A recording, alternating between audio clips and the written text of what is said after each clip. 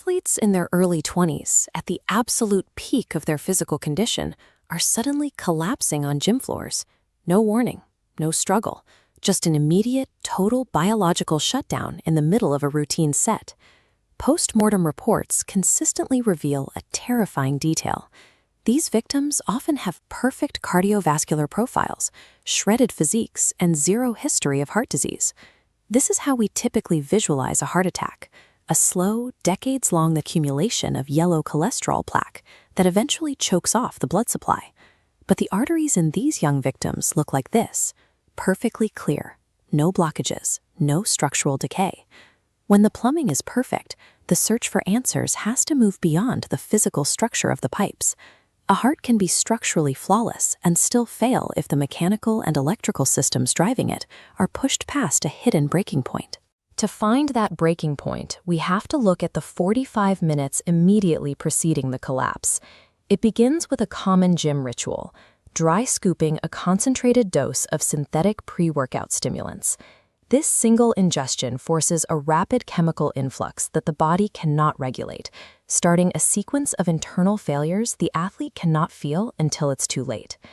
The moment synthetic compounds hit the bloodstream, they trigger an immediate and massive surge of adrenaline. This diagram shows acute vasoconstriction. To handle the chemical spike, blood vessels aggressively narrow. Simultaneously, severe cellular dehydration pulls critical water out of the bloodstream. Without water, red blood cells lose their glide, clumping into thick, slow-moving sludge. The heart is now forced to pump this viscous sludge through chemically tightened vessels. The mechanical friction inside the system reaches extreme levels. During a heavy lift, this mechanical bottleneck places a level of physical stress on the cardiac muscle that it was never designed to sustain. But while this strain is dangerous, it is only the setup for the fatal blow. The heart's mechanical function depends entirely on a biological pacemaker. This pacemaker uses a precise balance of minerals to maintain the exact electrical charge required for a rhythmic pulse.